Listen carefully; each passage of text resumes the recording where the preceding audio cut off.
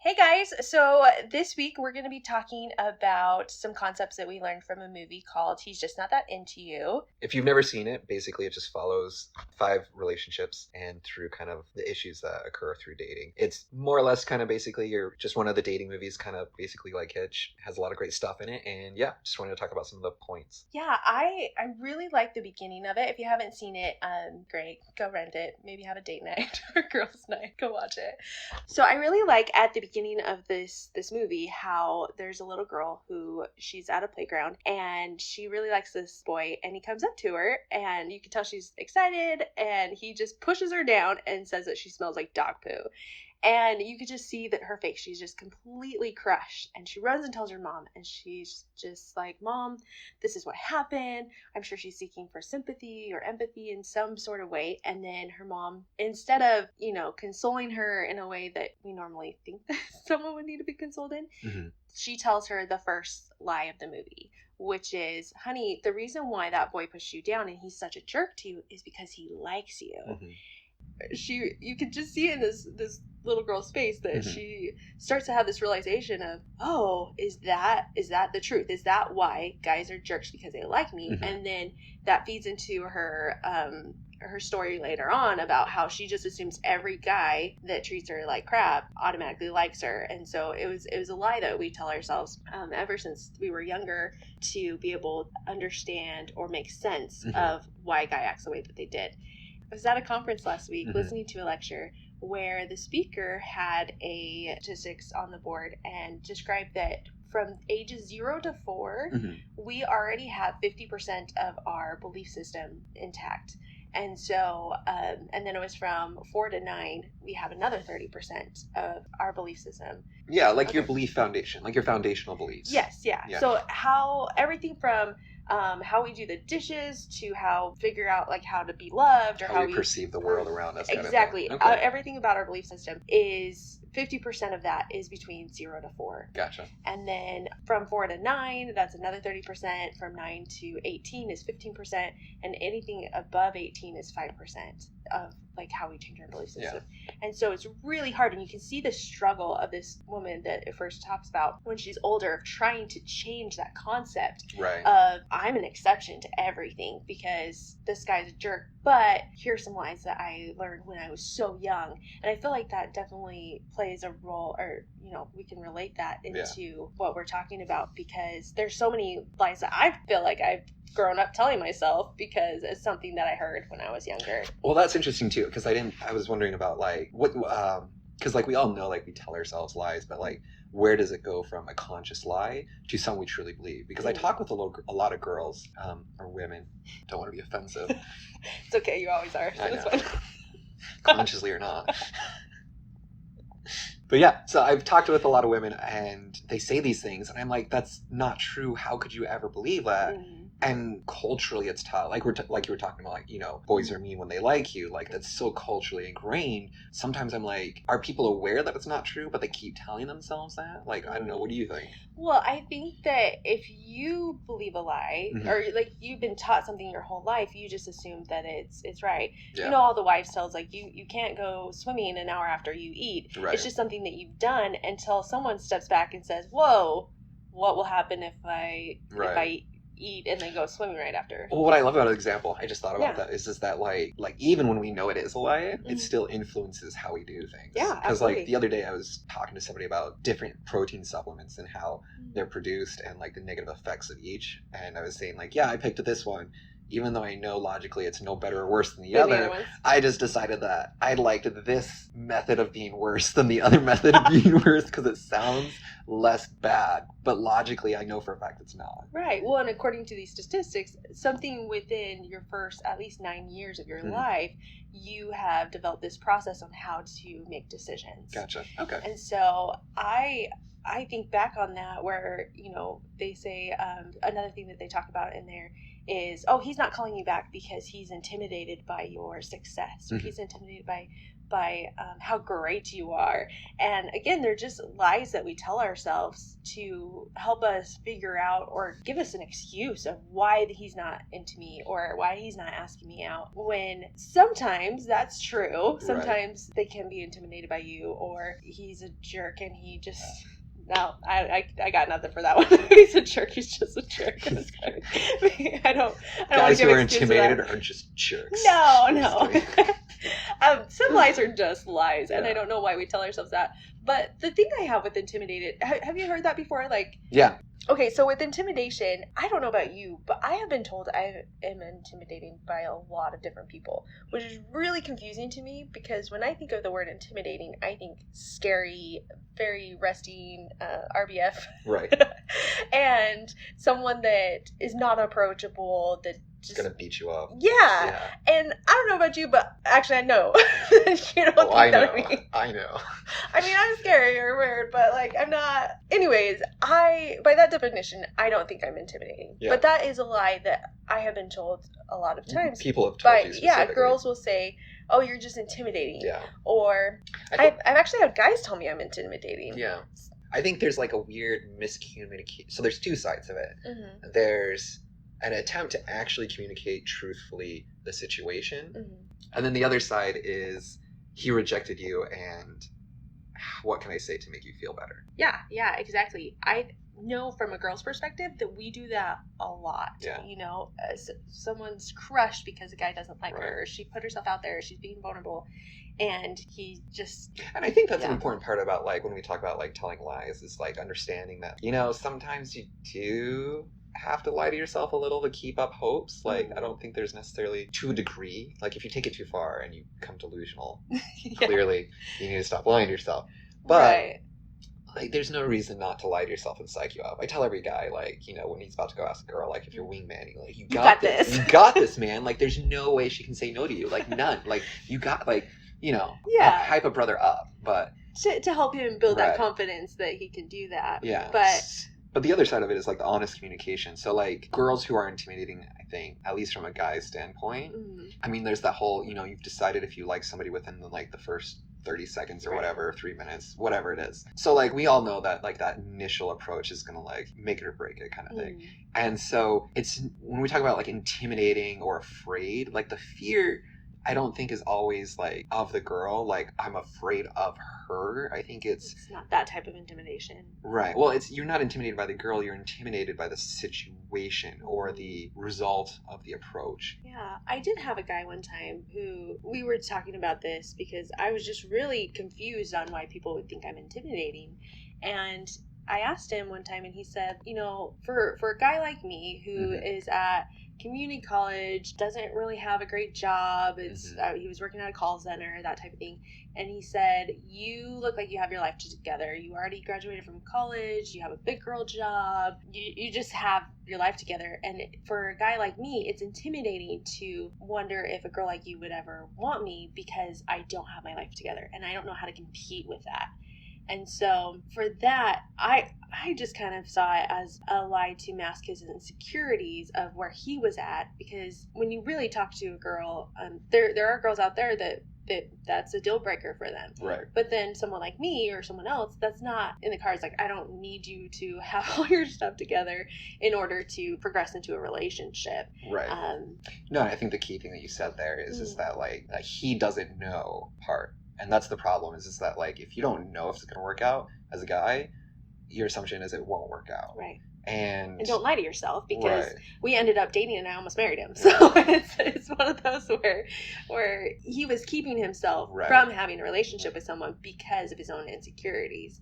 Well, I don't even know if it's his insecurity because he can be a fully secure person. He's just insecure about that situation. The approach. Okay, yeah, I can see that. Going back to something that you were mentioning earlier about being honest with people, and there is a time I feel where we can psych them out or try to pump them up and give them encouragement, but then there are times where I like the main guy in this movie where he tells one of the main girls that follows the storyline, he just tells it to her straight. He's not that into you. Stop calling him. Stop doing this. Yeah. If he wants to get a hold of you, he'll call. We all need someone like that that's going to be straight up with us because I think a lot of times when we know who to go to, for real advice, even for me with my job, I will go to one sister to know exactly what I can improve on through a massage or whatnot. Mhm. And the other one, I'll go to her just to a boost of my ego. And she's like, "You're amazing. This is great." Yeah. Same thing with dating life. You know who to talk to when you want them to tell you you're pretty and that you're skinny and that you have everything going for you. But then you're going to go to that one friend that's going to tell it to you straight and just flat out tell you you're insecure or tell you your flaws. Yeah. I would say though, like, I've met a lot of people who don't know or have those friends. So if you don't have a friend that can be brutally honest, find one. No, so I actually learned this concept in college. And I was taking this marriage class, and we were reading different articles and things like that, where I was listening to John Bytheway's book on what I wish I knew when I was married, or newlywed. Sure. And his wife in college had the same problem a lot of us do, and her and her roommates were very people-pleasing. Okay. Yeah. Bad word choice. But they didn't want to offend each other. Mhm. And so when you're like that, you just can't make decisions, or everyone's trying to please the other person, or thinking that they're being givers, or it's just nothing ever gets done, right? Right. And so they came up with this word. It's called Sternfalter. Random word. I don't know where it came from. Sure. Out there just like pumpernickel. I don't know. They just came up with this weird word. But it's Sternfalter. And when you use this word, that means if I say that in a conversation, you have to be brutally honest with me. Okay. So if I'm talking to a friend and I say, "Hey, does this dress make me look fat?" Sternfalter, you better tell me, because I'm going on a date tonight, and if I look fat, I'm gonna like be really sad. Okay. So but if you say this word, you can't be offended. Yeah. And I use it loosely all the time, but it's mainly for if you're like in a relationship. For example, if I want to improve on my dating life, and I say, "Sternfalter, what am I doing wrong? Or how can I improve? Or what is my body language saying?" Or, Right. And they tell me, I really want to know and improve. Right. Or, "Hey, why isn't this guy calling me back?" Honestly, Sternfalter, or whatever word you want to choose, just tell me, and then you can Right. get the Well, that makes right sense. way Yeah. to I do improve. think it's interesting though that like as friends we do want to please our other friends. Yeah. So taking that time to like set aside like, okay, I definitely need some real advice here Right. is a lot better than just hoping that you have a friend who's going to be brutally honest. Right. And So, it hurts. Yeah. It hurts. But one of my best friends, or like the best situation where I knew she was a really good friend, was when she called me out. I was Yeah. complaining about something totally different. And, "Oh, can you believe this chick said this about me? Blah, blah, blah." She just flat out was like, "You're feeling this way because you're insecure, right?" Yeah. But she loved me enough to tell me the hard things. And so I feel that we lie to ourselves all the time to make ourselves feel better. Yeah. But at the end of the day, we know that he's just not into me, or we know that there's something wrong. But when we lie, I think that it's to help heal ourselves, or to mask what's really underneath. Yeah. Well, because in the movie, the girl who's like, "Oh, he lost my number," kind of thing. Yeah. Like, were you saying like hiding that? It's like, I think in that moment where you're like, there's got to be a reason he's not getting back to me. It's like hiding that fear of insecurity of he rejected you, which is really interesting because we do get rejected a lot. But I find myself when I'm talking to girls and they like a guy and it's just not going the way that they want to, I give them two options. I say, "Hey, either this is a situation, he just lost your number type of thing, or he really just doesn't like you." right. And a lot of times I feel that helps out a lot better to have both options, where it could be either or. But the thing that I want people to focus on the most is to focus on what you can control. Right. So if whether or not a guy calls me back, I can't control that. Right. But I can control how I react to it. I can control how I go on the next date, or my attitude, the way that I see the situation. Mhm. But I can't control how he feels. Right. And so in this movie, this girl is just constantly just trying to force situations to fit her reality, and it just doesn't work. And I think you can even see that in the scene where she like tries to follow the guy out, and she's like, "Hey, I want a direct response. Are you calling me? Yeah. And who's calling who?" Like she's right. like, "You gave me the line, but now tell me the truth." And he's like, "What are you doing? Like, I don't like getting called out." Well, yeah. And so it's like that desperate attempt to like control what she can't control. Right. And then I'm like, I think he kind of liked you up until that point, and now he's Yeah. thinking you're crazy. Or it Or was he just really a way for her to Right. find out the real reason. And I think communication is the most important thing in any Right. relationship. And so if you can't communicate and say, hey, what really are your intentions? Right. And I love it when we're able just to spell it out or just say like, Yeah. But I Hey, think like that this- scene really does illustrate how like she couldn't control it. Yeah. No matter what was going to happen at the end of the day, it was up to him to call back. More like not that it's on anyone's side, but it was what's inside of her control. well, and it what's took outside. out that desperation. It took out that need to sit by her phone 24/7 and Right. not have a life. Or she just even learned more about like what was really being said about the situation, Right, like the right. nonverbal cue kind of thing. But before she did that, she was just constantly just obsessed Right. with this guy, where it's more to the point where you are more in love with being in love Right. than the actual person. Yeah. So Trying to find that relationship. Yeah. mhm. Yeah. So one of the lies that I wanted to talk about, kind of on the guy's side. Yeah, I'm gonna be brutally honest to the guys. Uh-oh. Stern falter. Right. Here it comes. So there's that meme from Dumb and Dumber Yeah. where he's like, "So you're telling me there's a chance?" When she says there's like a 1 in a million chance that I'd go out with you type of thing. I've never seen the movie, but I mean, I haven't seen it recently enough to remember. I know the funny scenes. Right. Did the old say? Just kidding. I don't. Yeah, I'm never considered. I have no desire to see that movie, except for this one scene, which we apparently. No idea about. I've seen the meme. What does it mean? Anyway, so I didn't realize that guys do this, but apparently some guys have like their bi-yearly checkup with girls. Like they'll message girls and basically like, "Hey, are you desperate enough to date me yet?" Like, Is that why they do that? I don't know. I'm just guessing. Like As you're talking, I'm not gonna lie. I'm not gonna lie. When if I lied to girl and then she got married, I'm like, oh, good for her. And then she gets a divorce. Maybe there's a little, a chance. like that. Oh, she's single now. Huh. There's that thought. Yeah. There's always the thought. If I was Mhm. originally attracted, now does that mean I'm gonna actually do anything? Probably not. No. At least me. But apparently, like, there's some guys who will like continuously check up on a girl to like start It's a conversation. true. And like I've seen some girls who have like 2-3 years of Mhm. no responses, Mm-hmm. but the person still says, "Hey, how you doing? Hey, what's up?" And it's like never did they respond. And then 9 years later, you're like, I'm still Yeah. no. And there are times where out of the blue, someone will. I don't know. It's like I'm. Just because I'm still single doesn't mean it's gonna work out this time. Right. Well, I'm just and like I guess my point with the lie, because the lie is that like there's two sides to the lie. There's the going back to the intimidation thing, like Mhm. the lie is like you don't have a chance, don't even try.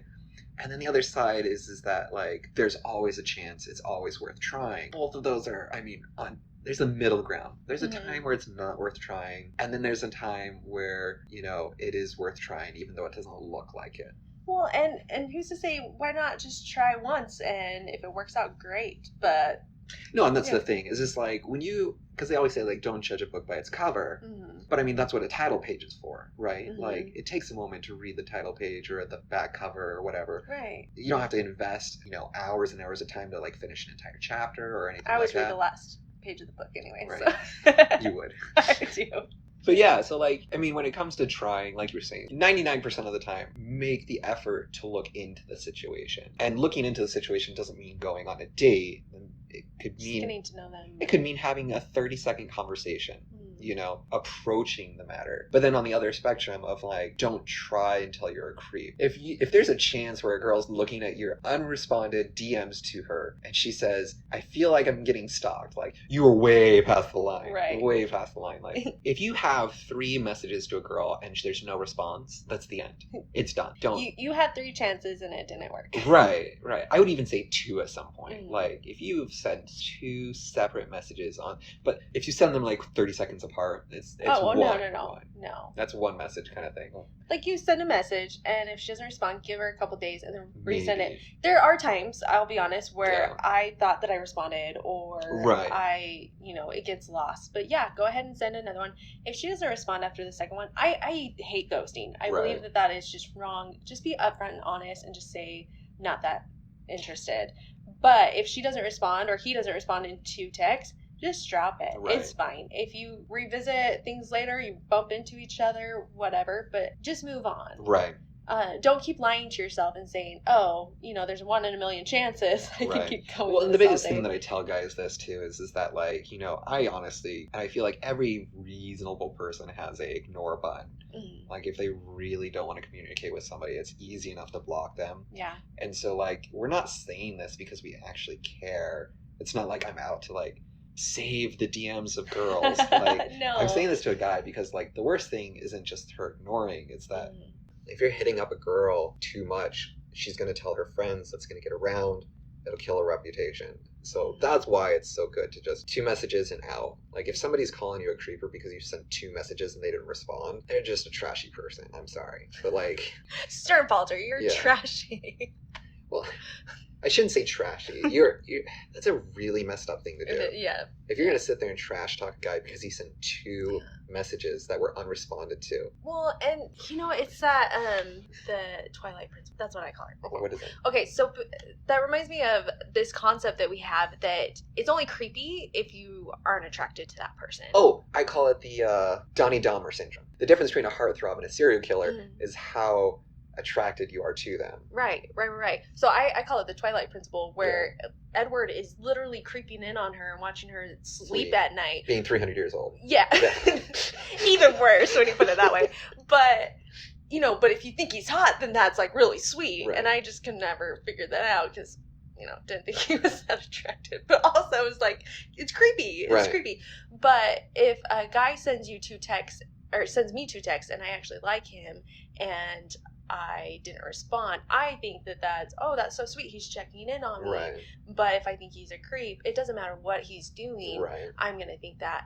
And so that's kind of a hard thing, and maybe that's a lie I'm telling myself. Right. Is that universal, that if you find them attractive, then it's fine? But it's really hard for people because they don't know if they're being creepy. They don't know if they're putting off that vibe of, right, does she like me or not? But that's why you got to quit in your head, kind of thing. Yeah. Like, you make the attempt, you do the approach, and then you leave it when the ball is in their court. Stop rebounding balls that aren't being sent to you, kind of thing. Right. But that one's a hard one. It is, and like that's why I'm saying, like, I'm putting this out there for the benefit of the guys. Like, well, that's something I've even done where I have like a guy where it seems like he'll text me every Sunday or every other Sunday, but he's never asked me out. But we have a ton of flirting going on back and forth. But on Sundays, I'm thinking, okay, is he going to text me? Is he not? And it's it's so frustrating. And then finally I realized Matthew Hussey calls him something. I'll have to look it up. But something. Yeah, he calls him this specific guy. He's like, this guy is basically a time waster. Oh, yeah. Do you remember that one? I don't know what they're called, but yeah. Basically the check-in guy. Like, yeah, exactly. Just a check-in to see, and I think they describe it in the movie that if he's never going to ask you out, you're his backup plan. Oh, yeah. And so I don't want to be backup plan. I want to be plan A, plan 1. Right. I want someone to want me because they want me and not because I'm just single and conveniently flirtatious. Yeah. And so that's a lie. I've told myself is, so you're saying there's a chance because this Sunday it's going to work out. Well, you know what? Next time you text me, I'm not going to be into that because now that I've realized that, I need to give myself some self-respect and realize that it's not what I've been telling myself it is. Yeah. So yeah, I mean, I think in summary, like, the lies we tell ourselves, like, there's a good time to like lie to ourselves to pump us up or to console ourselves, but then we have to be realistic about the situation and not delusional. Like, the lies we tell ourselves should be helpful to our dating life and not creating a situation where we're making bad decisions. I guess. I don't know. Yeah. Does that sound? Yeah, I agree. I think also something we touched on is communicating with someone that's going to tell you the truth. Yeah. That's going to have a different perspective. Also, in my studies, I have found that the first 3 months of a relationship is known as the honeymoon stage. So this is when you have people that have blinders on, where they're not seeing the red flags, that everything is great. It releases endorphins, everything's great and amazing, rose-colored glasses. And that's the time when you need friends to sit you down and tell you when there's red flags, to tell you about things that are iffy or sketchy or not with your best interest because of that stage. And a lot of times it's not the full 3 months, but they highly recommend that you date for at least 3 months before you get married, because then you start to see the red flags that will pop up. But having friends who are honest with you, whether or not you use the word stern falter, that just help Improve your dating. open your Yeah. eyes and are straight up honest with you and say, Right. he's just not that into you, I think is really important. And if you don't have friends, Brian's here. He needs all the friends he can get. True story. Keeps you smiling. Right. Smiling with that. But think about the lies that we tell ourselves, things that you have told yourself since you were younger and that may have bled into your dating lives, your adult lives, and let's talk about them. Yeah. Well, I think a great exercise would be like, just sit down and be like, what's one lie I tell myself and how can I improve it? Yeah. In fact, you know what? You guys should, in the comments, tell us one lie. That you've been telling yourself, especially with dating. And maybe even used to, but you improved it. Mm-hmm. But yeah, cool. Alrighty. All right, keep smiling. Be good or be good at it. All right, bye.